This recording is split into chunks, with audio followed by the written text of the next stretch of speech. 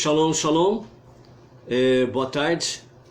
Hoje nós estamos no dia 18 do mês de novembro do ano 2020, pelo calendário gregoriano, e pelo calendário judaico nós estamos hoje no dia 2 do mês de Kislev, do ano 5781. Pela graça bendita do nosso Hashem, o nosso Deus, aquele que é um e único, indivisível e incorpóreo, aquele a quem os nossos patriarcas anunciaram desde o princípio como único Deus e Salvador, confirmado tanto pela Torá como pelos profetas. Fora do Todo-Poderoso, o nosso Adonai, não temos outro Deus e outro Salvador além dele. Por isso, a ele a nossa reverência, o nosso respeito e a nossa adoração, pois ele está nos concedendo mais uma vez em A Tarde com a Torá. E nós estamos aqui para podermos juntos compartilharmos da Torá a nossa leitura diária. Hoje nós estamos no nosso quarto dia, a nossa quarta aliá, quarta chamada à leitura da Torá, que faremos daqui a pouco. Vamos falar um pouquinho, mais uma vez, com a graça bendita de Hashem, sobre A Tarde com a Torá, gotas de sabedoria do nosso Rebbe, Menahem Mendel. E nessa graça bendita, vamos então aí falarmos dessas duas gotas da Torá, do conhecimento, da sabedoria do nosso Rebbe. A cura da mente. O nosso Rebbe, ele diz assim: a pior coisa que você pode fazer para restabelecer-se de uma doença é fixar-se nela, pensar, talvez eu estivesse melhor se tomasse este ou aquele remédio. Talvez eu devesse ler mais sobre o que acontece com pessoas com esse tipo de coisa. Ou talvez meu médico não saiba do que está falando e eu piore ao invés de melhorar. E aí você continua, talvez, talvez e talvez. Então o nosso Rebbe diz que a pior coisa que você pode fazer para restabelecer-se de uma doença é ficar com a sua mente fixada nela, certo? E continuando ele diz: encontre um médico bom e atencioso e siga suas recomendações. Afaste sua mente da doença e confie no único curador de todas as criaturas. Acredite que ele, o Eterno, enviará sua energia curativa através deste médico. Sinta-se seguro de que será curado. E então deixe sua mente concentrar-se em pensamentos positivos e saudáveis, que tenham direção e propósito, né? Então, a cura e a mente, ela tem muita ligação entre si. E é importante que você não venha fixar a sua mente na doença e aí você fique de uma forma aí negativa. Não tem coisa pior para uma pessoa quando ela está com seus pensamentos negativos. Os seus sentimentos são negativos, a sua visão é negativa, os seus sentimentos vão corroendo você por dentro. Você vai se tornando, mesmo em muitos casos, né, a pessoa nem está doente, mas ela acaba ficando doente por causa dos seus pensamentos negativos. Então, ela, por exemplo, ela amanhece com o nariz escorrendo, ela já começa a colocar coisas na cabeça, né? Que doença é essa, que doença é aquela. Amanhece com uma dor, né, no estômago ou na barriga, por exemplo. E aí ela começa a entrar num sentimento negativo, pensamentos negativos, e já começa a colocar coisa na cabeça aí. Será que eu estou com aquela tal de doença? Então a pessoa com seus pensamentos negativos, ela faz com que realmente muitas vezes ela não está doente, acaba ficando doente, e outras vezes, né, ela está doente e piora o seu quadro justamente por causa dos seus pensamentos negativos. Então, né, tenha realmente, segundo o nosso Rebbe, faça exatamente isso, né?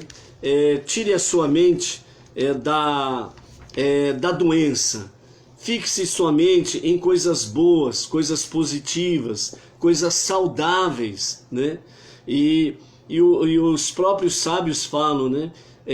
Procure um médico bom e atencioso e siga suas recomendações, né? Então, se obviamente, né, você primeiro roga ao Todo-Poderoso, o Adon Olam, o Senhor, o Todo Soberano, aquele que governa todas as coisas, peça para Ele, né, a direção, orientação, para que você possa achar um bom médico, atencioso, seguindo as suas recomendações. E sem sombra de dúvidas, aquele que é o Senhor absoluto de todas as coisas, o soberano, ele fará com que, como diz aqui o nosso Rebbe, ele fará com que a sua energia curativa se manifeste através deste médico.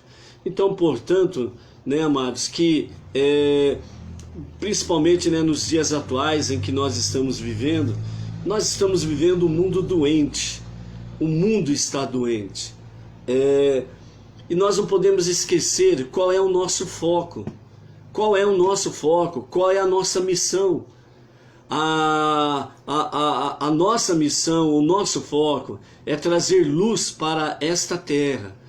Através das nossas vidas, com a fé monoteísta, seguindo para nós não judeus as 7 leis universais, as 7 leis Benei Noah para os filhos de Noé, ou seja, para os não judeus, com as suas ramificações, ombro a ombro com os judeus, eles seguindo os seus 613 mandamentos e as suas ramificações. Dessa forma, nós estamos trazendo, não plenamente, porque isso é missão de Mashiach, mas nós estaremos trazendo, até um certo grau, cura para a terra. Nós estaremos ajudando a sarar a terra. Nós estaremos trazendo luz para dissipar a escuridão. Nós estaremos trazendo luz para que realmente o engano caia por terra totalmente. E dessa forma não resta dúvidas de que através dos dias sempre será restabelecido a vontade de Deus, que é fazer com que este mundo seja o seu lar. E isso se concretizará, quer as pessoas aceitem, quer elas não aceitem, mas o propósito divino, ele permanece. Por quê? Porque não existe ninguém e nada comparado a ele. Nada é comparado, significa que não existe nada, absolutamente nada, que possa se comparar a Deus. Então, diante disso daí, ele é o soberano, o único soberano. E sem sombra de dúvidas, para os Benei Israel, os judeus, e para os Benei Noah, os não-judeus, que estão ombro a ombro, vivendo o monoteísmo, estão cumprindo a sua missão de começar um tratamento sério em dissipar a escuridão, o engano, a mentira, e dessa forma trazendo cura para a terra, sarando a terra. A terra está muito doente e ela precisa que nós estejamos aí numa posição em que possamos trazer, né, esperança, trazermos realmente perseverança, as pessoas possam ver em nós e através de nós uma mensagem que dê ânimo realmente para viver, para seguir em frente e principalmente para juntos podermos preparar a revelação de Mashiach, que seja para os nossos dias, que seja para agora. Amém. Ok? Então vamos focar sem sombra de dúvidas nessas questões, né?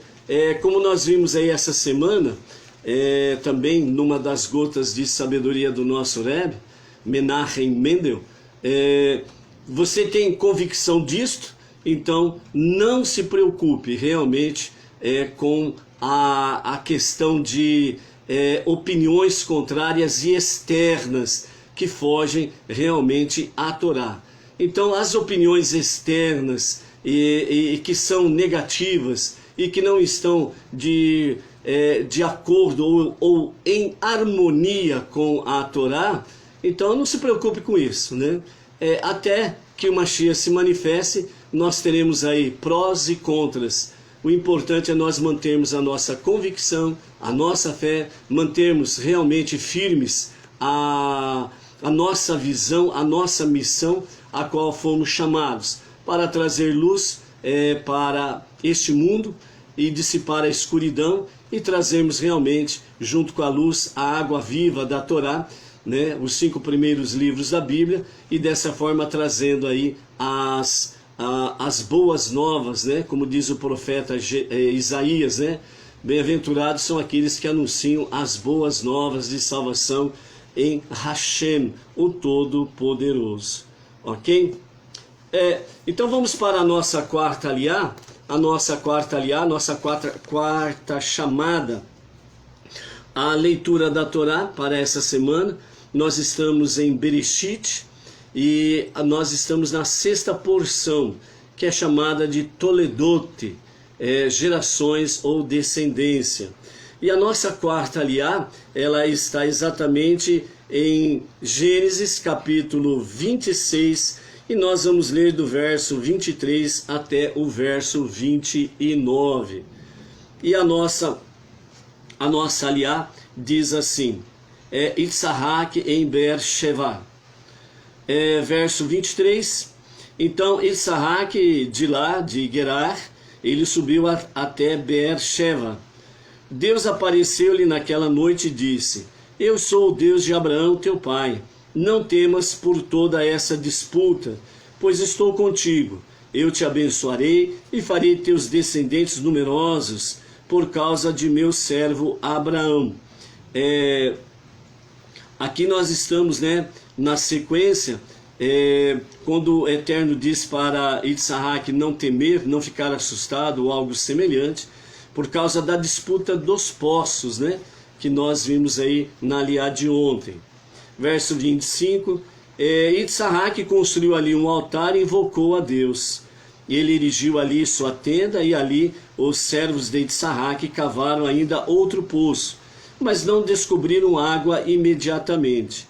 Nesse interim, Avimelech foi ao seu encontro de Gerar, a terra dos filisteus, com um grupo de alguns de seus amigos e Pihol, o chefe do seu exército, das suas tropas. Yitzhak disse a eles, por que vieste a mim, visto que evidentemente me odiais, e por isso me mandaste para longe de vós? E eles responderam, vimos no que se refere a teu pai, e vimos também no que se diz respeito a ti, que Deus estava contigo, concedendo-te sucesso extraordinário.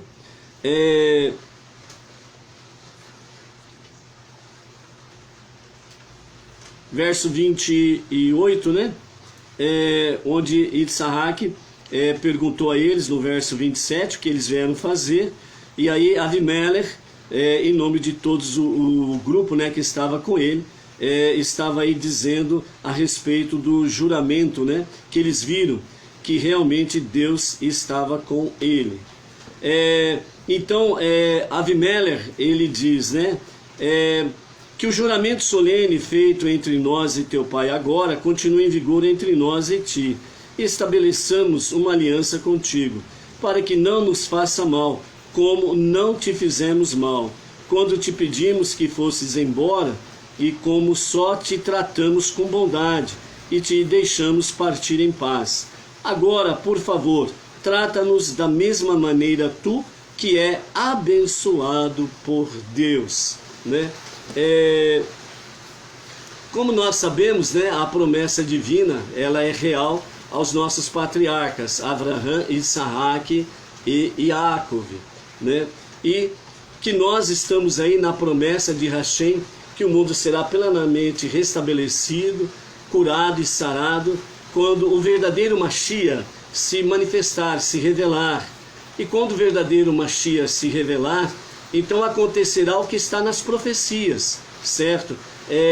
Até agora nós tivemos aí vários pseudos messias dizendo que eram o Salvador do mundo. Mas o que aconteceu? Não se cumpriu as profecias.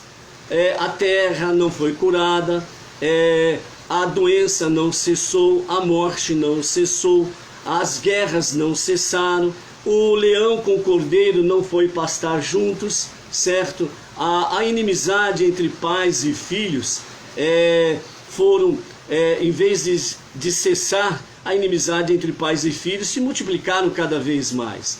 Então, quando o verdadeiro Mashiach se revelar, todas essas coisas cairão por terra. Então, por isso, é importante que nós sejamos firmes no nosso foco, na nossa missão. Porque, sem sombra de dúvidas, nós estamos vivendo aí um mundo que é politeísta. E nós sempre vamos encontrar pessoas que, entre aspas, se acham no direito de contradizer a fé verdadeira. Mas é algo passageiro. Por quê? Porque nos dias de Mashiach, será estabelecido definitivamente a única religião e o único Deus que será reverenciado naquele dia, que é o Eterno. Porque o Messias, ele não é Deus e nem Salvador.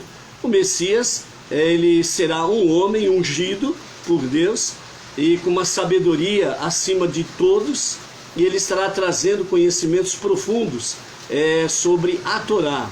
E dessa forma, sem sombra de dúvidas, o Mashiach, o ungido de Deus, estará trazendo realmente a consciência divina, onde nesses dias todas as nações realmente aprenderão plenamente a verdade bíblica e convergirão para um único Deus. Por isso que as profecias falam também que nos dias de Mashiach, as nações, elas convergirão para Jerusalém, para que junto com Mashiach venham prestar a adoração ao único Deus e ao único Salvador, o Todo-Poderoso, Hashem, o nosso Adonai.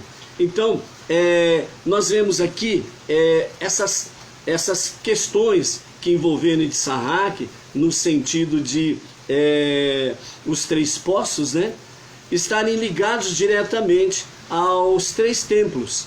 A primeira destruição, reconstrução, a segunda destruição e a reconstrução, que será do terceiro templo, nos dias de Mashiach, onde esse terceiro templo, ele permanecerá eternamente, ok? Então, esta é a nossa quarta aliá, ok? Como nós estamos aí nos dias de Kislev, que é em preparação para a nossa festividade de Hanukkah, então na tarde de hoje eu quero trazer para vocês 12 fatos que envolvem o mês de Kislev e que nós precisamos saber, tanto os judeus como os não judeus, ok?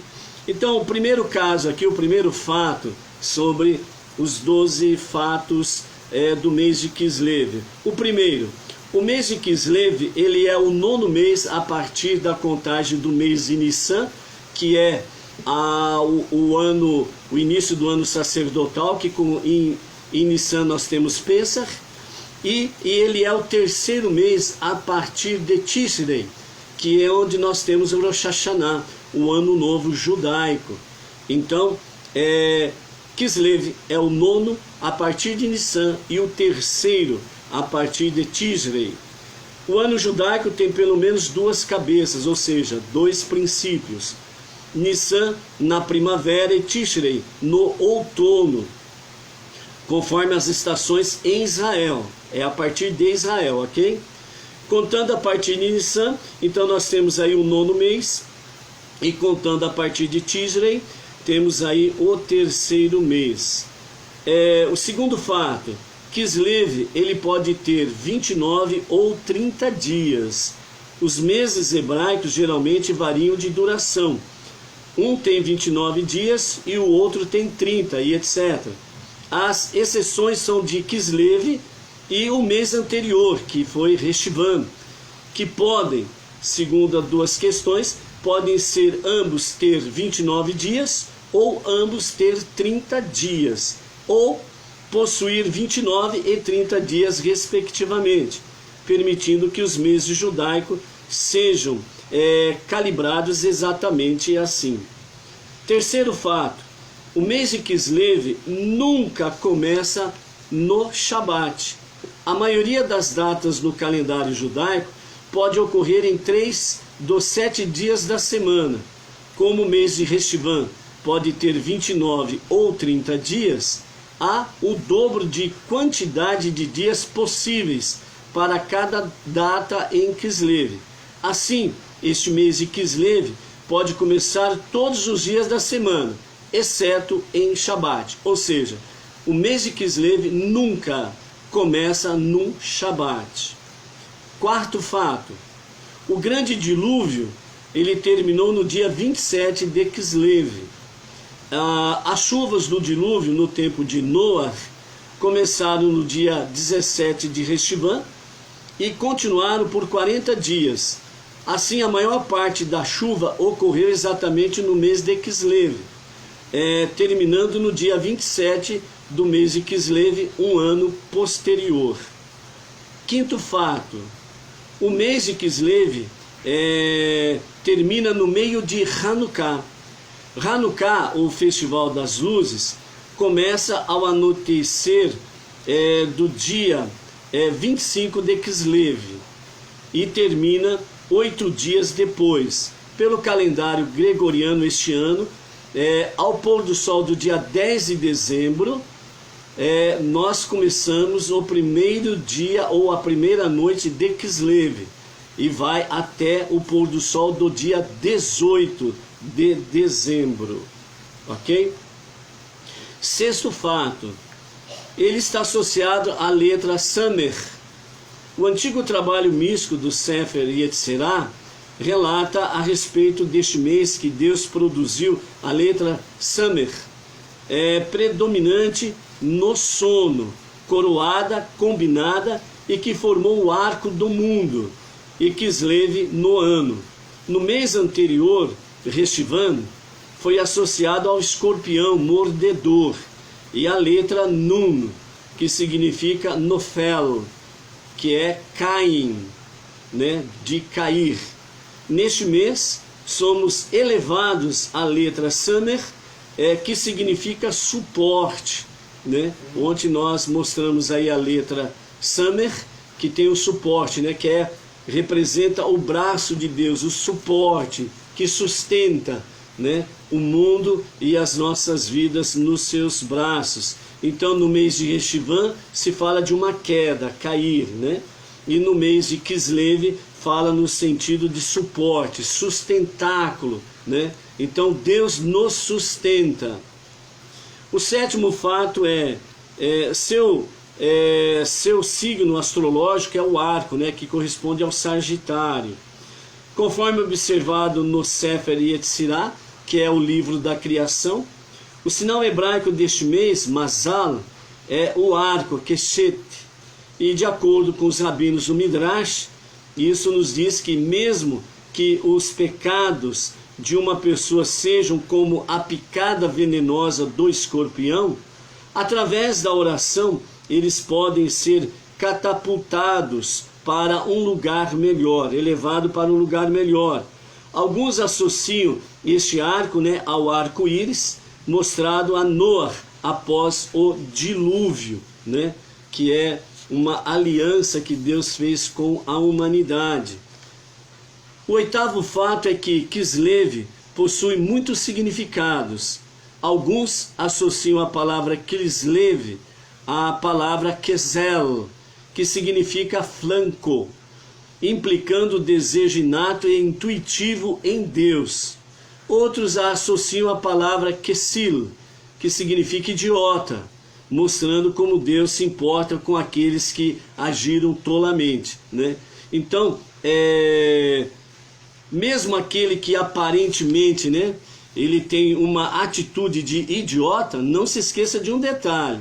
Deus não o despreza, ok? Então, cuidado com a sua análise e com a sua ação com aqueles que têm atitudes, pensamentos e falas semelhante a um idiota. Deus se importa com eles também. O nono fato é Esdra presidiu uma reunião de massa neste mês. Nos primeiros anos da era do Segundo Templo, Eras convocou o povo judeu para uma reunião especial no pátio do templo. E ao tremer sob a chuva forte, o povo concordou em se divorciar dos cônjuges idólatras com quem se casaram, né? Justamente por essa mistura e essa assimilação, porque os homens não escolheram as mulheres judias e acabaram casando-se com mulheres não judias, com todas as suas idolatrias, e isso trouxe uma assimilação e eles abandonaram a fé verdadeira e quando retornaram, né, então a sua grande parte desistiu do seu casamento idólatra. E aquela mulher que converteu-se ao judaísmo, permaneceu com o seu cônjuge, né? O décimo fato é que Kislev é repleto de dias importantes na história de Rabad. O dia 19 de Kislev é o dia em que o primeiro Rebbe de Rabad foi libertado da prisão czarista, em 1798. E é comemorado como Orosh Hashanah da Hassidut. Mas há muitos outros dias significativos para Rabad no mês de Kislev. Alguns exemplos: o Rosh Chodesh de Kislev, o primeiro dia de Kislev, é o dia em que o nosso Rebbe, Menachem Mendel, voltou para casa em 1977, sinalizando que ele havia restabelecido a sua saúde robusta após um grande ataque cardíaco em Shemini Atzeret, né? E dessa forma aí eles comemoraram o retorno do Rebbe, a sua saúde depois desse ataque cardíaco que quase o levou. O dia 9 de Kislev é o aniversário de nascimento e morte do Rabino Dov Ber, o segundo Rebbe de Rabad. O dia 10 de Kislev, em 1826, o Rabino Dov Ber foi libertado da sua prisão, onde havia sido mantido sob acusações falsas de ajudar o inimigo da Rússia, né? Quando o teu inimigo não acha defeito nenhum em você, eles procuram um e colocam um defeito em você. Sempre foi assim, tanto na história judaica, como na história daquelas pessoas que procuram viver uma vida honesta, transparente, uma vida reta, né? Os seus inimigos, se eles não acham um defeito em você, ele vai procurar e vai arrumar um e vai dizer que é seu. Mas na verdade, os defeitos são deles mesmos, né? Mas como você é uma contradição para eles, então é isso que acontece. Foi o que aconteceu com o nosso povo judeu no passado e com grandes mestres, sábios e líderes do nosso povo através da história. O dia 14 de Kislev é comemorado com carinho como aniversário de casamento do Rebbe e da sua esposa Rebbe Stissin, em 1928. O 11º fato é que o Mishkan foi concluído neste mês. Os sábios nos dizem que a construção do Mishkan foi concluída durante este mês. Moshe atrasou a inauguração. No entanto, até o mês de Nissan, mês da primavera em Israel, o mês em que Tzahak nasceu, Kislev foi recompensado quando, quase 1000 anos depois, o templo foi rededicado em 25 de Kislev, durante os eventos de Hanukkah. Esses eventos aqui nós estaremos falando mais e mais no dia a dia durante este mês, ok? E o 12º fato o segundo templo foi fundado neste mês. Lemos na profecia de Hagai, capítulo 2, verso 18, um dos escritos dos nossos sábios, diz assim: Preste atenção agora. A partir deste dia e antes, a partir do 24º dia do 9º mês, quer quis ler, a partir do dia em que o templo do Senhor foi fundado, preste atenção. Segundo Rashi, isso significa que eles começaram a adicionar a primeira fundação que haviam construído, né, nos dias de Círios, né? Então, o segundo templo ele foi fundado, né, nesta data também. E com a reconquista, né, de Jerusalém e com a reconquista do templo, foi o que aconteceu, o milagre de Hanukkah. Ok? Para nós podermos ir para os finalmente, quero trazer para vocês aqui a respeito do livro Kabbalah, a meditação para as nações, do nosso rabino Yitzhak Ginsburg. No seu prefácio, né, tem as notas, né, do nosso Rav Yaakov Gerenstad, mas quero falar para vocês aqui algumas observações que são ditas na nota do editor, que segundo o rabino Moshe Genut, no dia 16 de Reshivan, do ano 5767, isso corresponde a 14 anos atrás, Moshe Genut, de Canadá, em Toronto, ele fez essa nota de editor para o livro Kabbalah, a meditação para as nações. Então, algumas coisas interessantes aqui que o rabino Moshe Genut traz, diz assim: o Rabi Israel Baal Shem Tov, o que é o fundador do movimento racídico, trouxe o renascimento da espiritualidade judaica, né, há cerca de mais de 300 anos atrás. Disse que as leis dos filhos de Noah criam um laço de responsabilidade entre o povo judeu e as nações do mundo.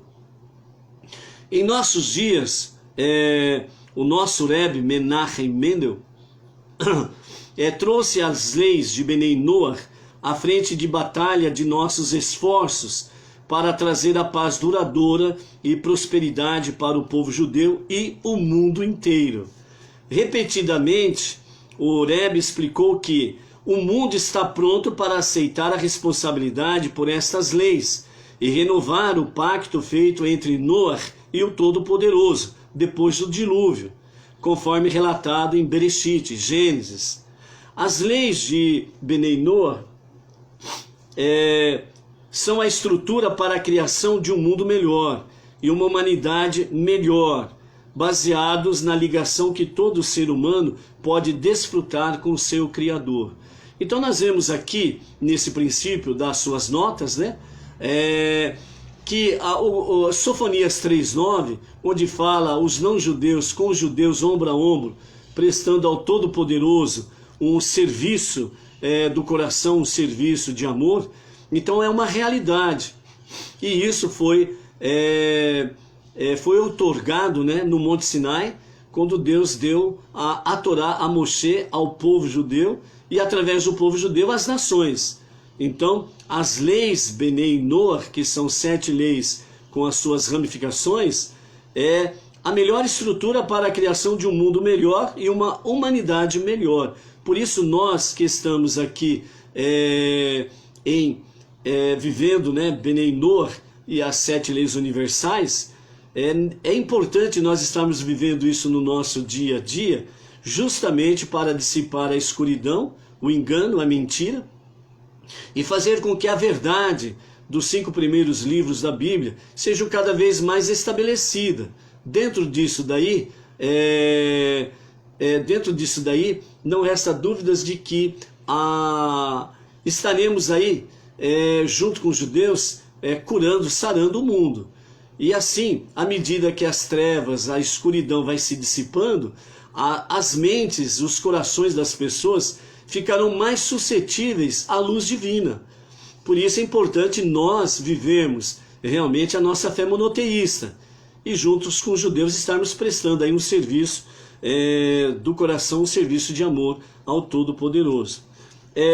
Moshe Genuti continua nos dizendo, embora técnico à primeira vista, o Pacto de Noé se baseia em princípios cujo valor e importância em criar uma sociedade moral e justa são facilmente reconhecidos pela maioria dos povos do mundo de hoje, se não por todos, ou quase todos, obviamente.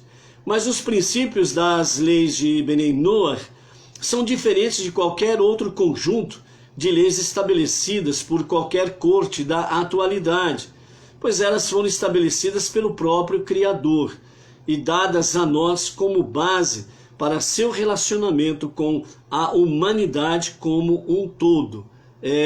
Ou seja, dessa forma aí, nós precisamos estar vivendo as 7 leis de Noé para que esse relacionamento com a humanidade possa ser moral, ética e religiosa, né? E dessa forma vai se estabelecendo, sem sombra de dúvidas,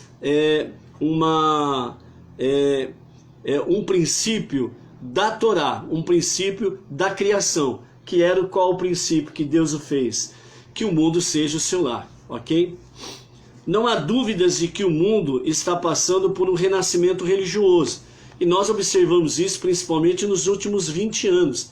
Nesses últimos 20 anos, nós estamos vendo de uma forma bem clara, tangível, palpável, que o judaísmo está presente em todas as nações, em todos os meios de comunicação e também nas mídias sociais.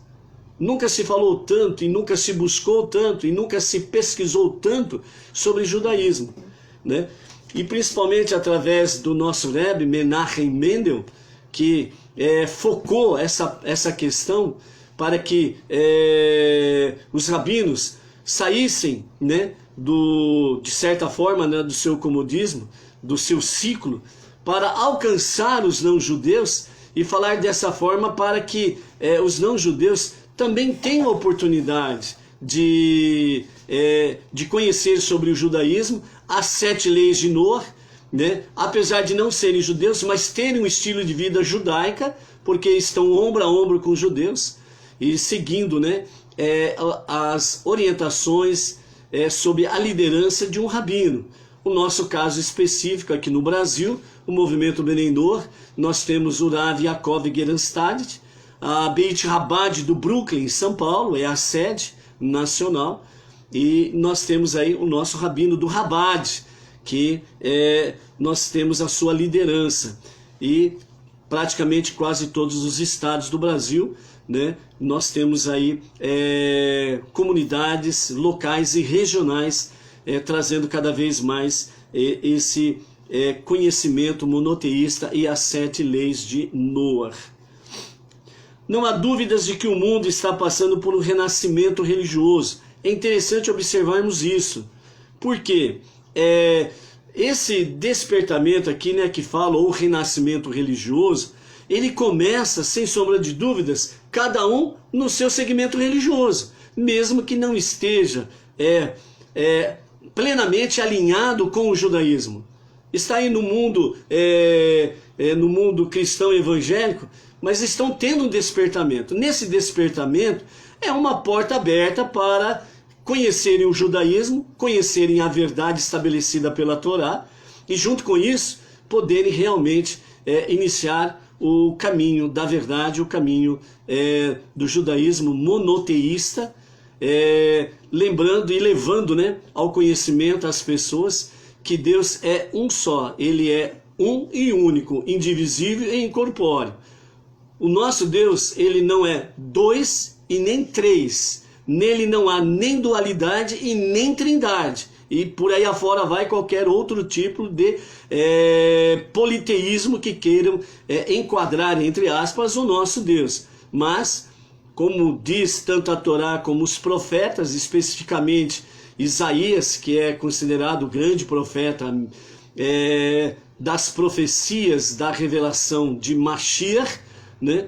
Ele fala bem claro, né, entre outros textos aí, entre outros capítulos, mas o capítulo 43 de Isaías, Ishayahu, lá nos versos 9 e 11, fala bem claro, né, de uma forma sem sombra de dúvidas, de que fora do Eterno Todo-Poderoso não há Deus e nem Salvador. Ele é o único Deus e o único Salvador. Então é importante que as pessoas tenham um despertamento religioso, não importando qual é o seu segmento religioso, mas é importante que os corações estejam receptíveis para Deus, mesmo que não estejam no momento conhecendo Deus de uma forma mais plena, como nós conhecemos junto com o judaísmo, junto com a realidade e a verdade do monoteísmo com base judaica. Mas é o caminho para chegar aqui. Por isso é passo a passo, degrau a degrau, né? Que as pessoas que estão tendo este renascimento religioso possam continuar a sua caminhada para poder chegar. Aqueles que são não judeus, né? Possam chegar a essa questão Benenor, estarem somando conosco, né? E junto com os judeus fazendo o serviço a Deus e trazendo mais ainda o conhecimento monoteísta. E aqueles que são judeus, né, que de fato tem como provar que são judeus, né, que vem de uma ascendência judaica a partir da sua mãe, né, principalmente, que é o reconhecimento em Israel nesse sentido, né, que eles que estão desvirtuados possam retornar, propriamente dito, ao judaísmo, procurando um rabino, conversando com ele, e realmente fazendo a sua techuvá também.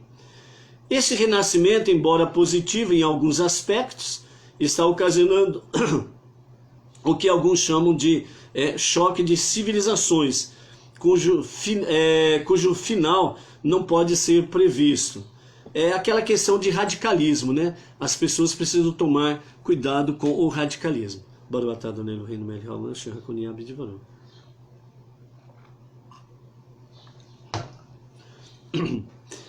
Esse é exatamente o momento para os judeus cumprirem sua missão como povo escolhido de Deus, e juntamente com os não-judeus, que já abraçaram e se comprometeram com as leis de Noah, as 7 leis universais, divulgarem a mensagem destas leis, oferecendo esperança sob forma de um verdadeiro pacto universal entre o homem e Deus, para que uma nova era possa se manifestar sobre todos nós.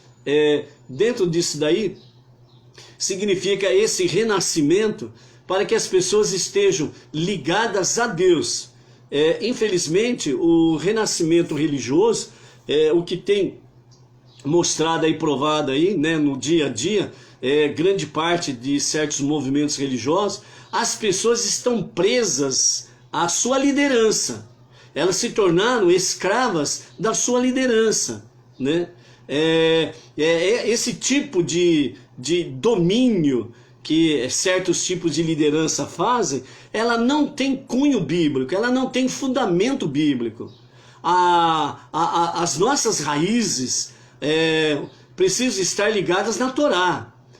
O fundamento nosso é o monoteísmo, o Deus que está na Torá, os 5 primeiros livros da Bíblia. Certo? Então, nós não podemos ser escravos de ninguém, não podemos ser escravos de nenhum sistema religioso. Então as pessoas precisam procurar se libertar dessas coisas. Quando Deus disse através de Moshe a Faraó, deixa sair o meu povo livre para que possa me servir, isso se estende para todas as nações, para todos os povos, para todo ser humano, judeu e não judeu. E por isso, qualquer tipo de segmento religioso ou não, que faz com que as pessoas se tornem escravas, subjugadas de uma forma perversa aos seus líderes, realmente esse povo precisa de libertação. Precisam ser livres para verdadeiramente servir a Deus. Livre dos seus líderes, livre do seu autoritarismo, livre dos seus segmentos religiosos perversos, e serem verdadeiramente livres para servir a Deus de fato em espírito e verdade. Então é importante você procurar esta libertação, certo? Para ser livre e ombro a ombro com os judeus, servindo o único Deus, e dessa forma prestando a ele um serviço de coração, um serviço de amor. Ainda segundo o nosso Rebbe, né, o nosso, melhor dizendo, o nosso Rabino Moshe Genut, ele diz assim a respeito do Rebbe de Lubavitch, Menachem Mendel, que ele transmitiu aos seus irmãos judeus a necessidade de fazer sinceras incursões aos corações dos não-judeus e serem receptivos às suas necessidades espirituais. Assim, a maioria dos centros Rabá de Lubavitch estão prontos para ensinar aos não-judeus como serem Benei Noach, seja de forma direta ou encaminhando-os a uma autoridade de Torá apropriada na sua localidade, né? Então, vamos dizer assim, esta chamada que o Rebbe Menachem Mendel fez, ela está ligada principalmente às décadas de 50, 60, 70 e 80 e começo da década de 90, né? Porque ele foi o 7º Rebbe do Hassidismo e ele trouxe, como 7º e último Rebbe, ele trouxe essa palavra e enfatizou principalmente para que tomem consciência que esta é a última geração e que é nesta geração que Mashiach vai se revelar. O verdadeiro Mashiach vai se revelar nesta geração. Não estamos falando de datas, para que ninguém saia por aí dizendo que o movimento Benei Noach está dizendo de datas. Nós não estamos falando datas, nós estamos falando de geração. E uma geração, ela está ligada na sua faixa etária, né, de 80 a 120 anos, ok? Então, esta segundo o nosso Rebbe, esta é a última geração. E o Mashiach se revelará a qualquer momento. E como dizem os nossos sábios, principalmente dos últimos dias, né? E que seja a qualquer momento, que seja para agora. Amém. A sua revelação, ok? Então, não esqueçam, né? Para alguém que tenha dúvida ou para alguém que queira contradizer alguma coisa, né? Porque o que não falta é aqueles que gostam de contradizer, né? Porque é só por contradizer. Mas não esqueça que o salmista disse, 1000 anos para Deus é como um dia. Sabe o que isso significa? O que Deus ele poderia fazer em 1000 anos, ele pode fazer num dia. Por que ele pode fazer num dia? Porque ele é Deus. Ele é o soberano, ele é o todo-poderoso. Edna, está acabando a bateria. Precisa. Então, dessa forma aí, dá o celular aí. Então, dessa forma aí, nós cometemos uma falha e está quase acabando a bateria, a carga da bateria aqui, ok? Se por acaso de repente acabar, fiquem tranquilos. Mas vamos encerrar aqui. A gente continua os ditos de Moshe Genut, né? Amanhã na nossa Aliá, ok? Mas finalizando aqui, de acordo com o nosso Rebbe, trazer as 7 leis de Noach para o mundo dos não-judeus é um esforço enorme, que vale para todos os judeus, né? Por isso, em uma carta, em uma de suas cartas, o Rebbe escreveu: Hassidut contém ensinamentos não somente para o povo judeu, mas também para os não-judeus, visto que os 7 mandamentos de Benei Noach também são expostos e explicados em Hassidut, de forma romanceada, mística e lúcida, irradiando luz sobre todos os seus aspectos, certo? Então, então o nosso Rebbe, ele enfatiza essa questão. Então, as 7 leis universais, elas servem tanto para os não-judeus como para os judeus, porque estão implícitas dentro dos 10 mandamentos. Portanto, amados, que nós possamos nos firmar nessas coisas. Vamos manter o nosso foco. E dentro do nosso foco, nós temos aí uma missão a cumprir. É trazer luz. para que as pessoas saiam da escuridão do engano, da escravidão, do jugo que foram colocadas pelos seus líderes, religiosos ou não, mas um povo que está precisando de serem livres, como nós, graças a Hashem, temos a liberdade de servir a Deus de coração e com amor. Com a graça bendita de Hashem, amanhã, não esqueça, quinta-feira, quinto dia, quinta aliá, né? Caso não dê tempo de nós colocarmos o convite, mas não esqueça, graças a Deus, todos os dias aqui, a partir das 14 horas, temos um encontro com a tarde com a Torá. Shalom, shalom.